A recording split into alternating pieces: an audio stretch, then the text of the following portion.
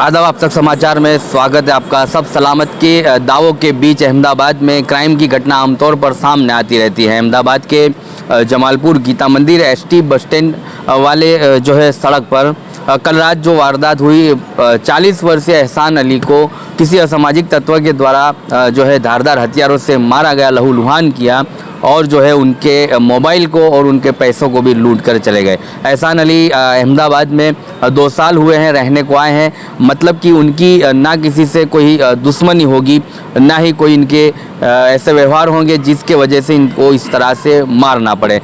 ये पूरी वारदात जो है अहमदाबाद के जमालपुर विस्तार में हुई है, जो आमतौर पर आवाजाही वाला इलाका है, जहां लोगों की आवाजाही है। पुलिस प्रशासन के बल वहां मौजूद होते हैं और पुलिस का पेट्रोलिंग होता रहता है। तो ऐसे असामाजिक तत्वों को मनोबल मिलता कहां से? जब एहसान अली को वहां से एलजी अस्पताल में रात में लाया जाता है तो कहा यह भी जाता है कि उसके पीछे ही असामाजिक तत्व भी आते हैं और यहाँ पर एहसान अली को सिर्फ बेसिक ट्रीटमेंट करके यहाँ से उसको जो है रवाना कर दिया जाता है।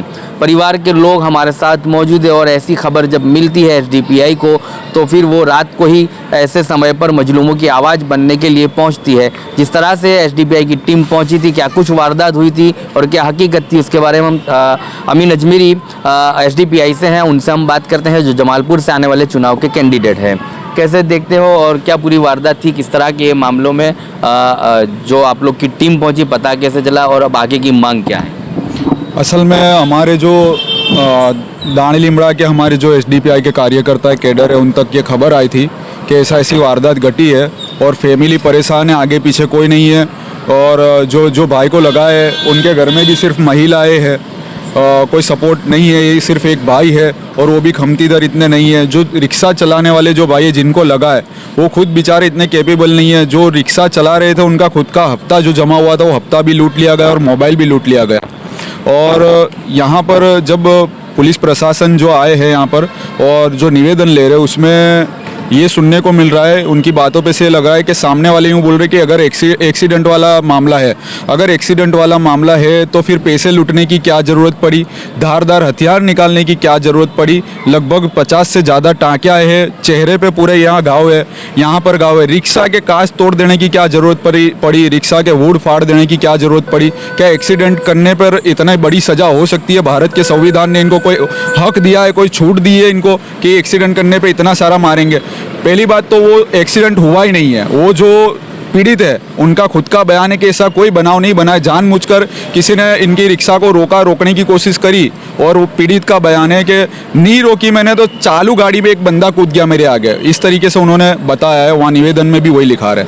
तो मैं जो कागड़ापीठ पुलिस डिवीज़न है उनसे कहना चाहूँगा, खास करके अपील करना चाहूँगा कि ऐसे लोग पुलिस प्रशासन को खुला चैलेंज कर रहे हैं, संविधान को चैलेंज कर रहे हैं, पुलिस की जो कानून है, जो पटा है पुलिस का समाज सुधारक पटा, उससे इनको डर नहीं है, ये खुला चैलेंज है। तो कागड़ापीठ पुलिस स्टेशन से और पुलिस प्रशासन से, पूरे डिवीज़न से अपील करूँगा कि आपके समाज सुधारक पटे में ऐसी कोई कोशिश पैदा करिए कि आने वाले समय के अंदर कागड़ापीठ डिवीज़न में ऐसी कोई भी घटना ना बने, कोई निर्दोष परिवार परेशान ना हो, कोई निर्दोष के शरीर को कोई ऐसी हानि ना हो। और घर से जब लोग निकले तो आपकी पुलिस प्रशासन के पूरी टीम के ऊपर लोगों को भरोसा हो कि हम सुरक्षित वापस घर पे लौटेंगे।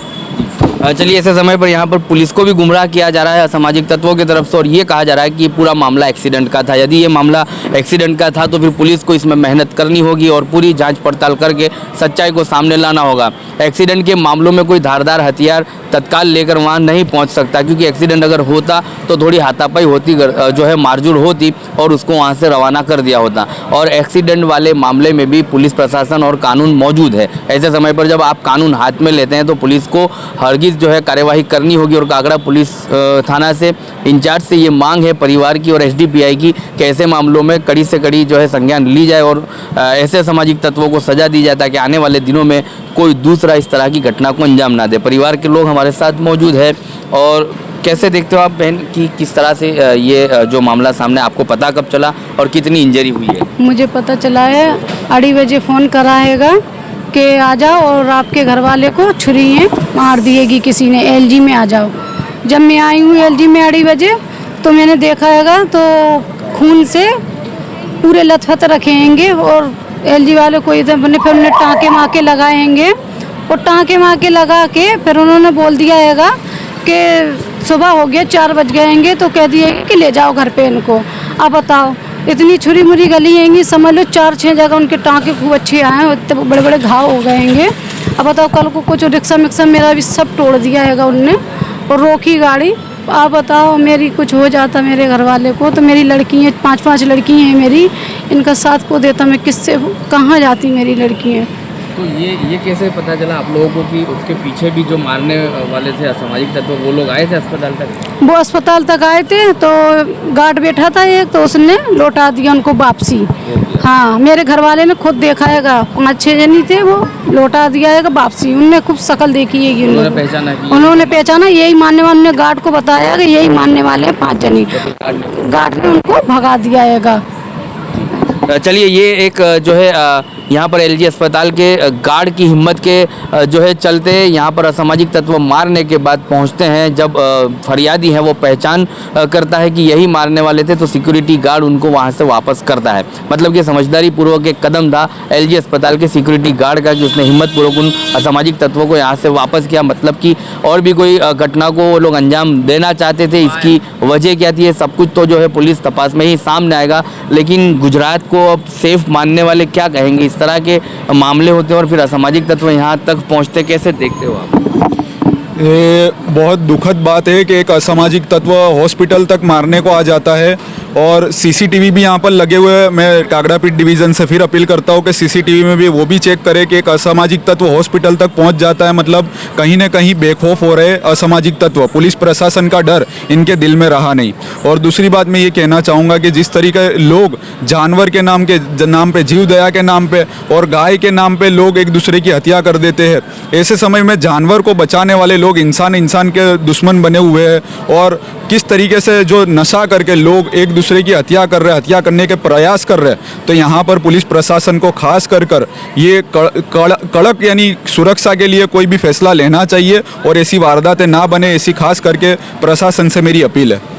सबसे पहले तो आपके सामने बड़ी बड़ी बातें आ चुकी है, लेकिन अगर आप इस घटना को एक चीज़ के तरीके से देखें कि वो एक अटेम्प्ट टू मर्डर था, तो मेरी खास करके पुलिस प्रशासन से और सरकार से ये मांग है कि इन क्रिमिनल्स पर अटेम्प्ट टू मर्डर के जो कलम है वो लगाई जाए, लूट की जो कलमें है वो लगाई जाए, और जिसकी रिक्शा को नुकसान पहुंचाया गया है उनको मुआवजा दिया जाए। और जब तक वो बंदा घर में आराम कर रहा है, उनके बीवी बच्चों का और उसका ख्याल रखने के लिए जो सरकार की तरफ से जितनी भी अच्छी से अच्छी हेल्प है वो सारी दी जाए। ये मेरी एक मांग है सरकार और प्रशासन की तरफ से। चलिए, यहाँ न्याय के साथ साथ मुआवजे की भी मांग है। ऐसे गरीब परिवारों पर जब हमला होता है और बिना वजह के, बिना कारण का कोई हमला है, तो ऐसे समय पर सरकार को आगे आकर मुआवजे की जो है अपील परिवार करता है, एसडीपीआई की टीम करती है। लेकिन ये वो देश में है हम लोग जहाँ पर गाय को मारा जाता है, जिस तरह से अमीन अजमेरी ने कहा कि गाय जैसे जानवरों को मारा जाता है, तो जो है एक मॉब निकलता है और उसके सामने लड़त करने के लिए और कानूनी FIR करने के लिए सामने आते हैं। लेकिन यह एक इंसान को सड़कों पर जब खुले हथियार, धारदार हथियारों के साथ मारा जाता है, ऐसे समय पर पुलिस जो है संज्ञान नहीं लेती है। और 2 दिन के बाद, मतलब आज दूसरा दिन है और उसकी FIR या फिर एप्लीकेशन ली जाती है, तो उसका भी एक सबसे बड़ा दुख है। ऐसे मामलों में पुलिस को जल्द से जल्द FIR या कार्यवाही करनी होगी। वहाँ पर अगर आसपास CCTV है, वो CCTV फुटेज भी तपासे जाएंगे, तो उसमें सब कुछ हकीकत सामने आएगी कि ये मामला एक्सीडेंट का है या फिर असामाजिक तत्व उसको लूटने आए थे। फिलहाल अहमदाबाद में जो है सोशल मीडिया पूरे देश भर में इस तरह का अभी गुमराही फैला रहा है।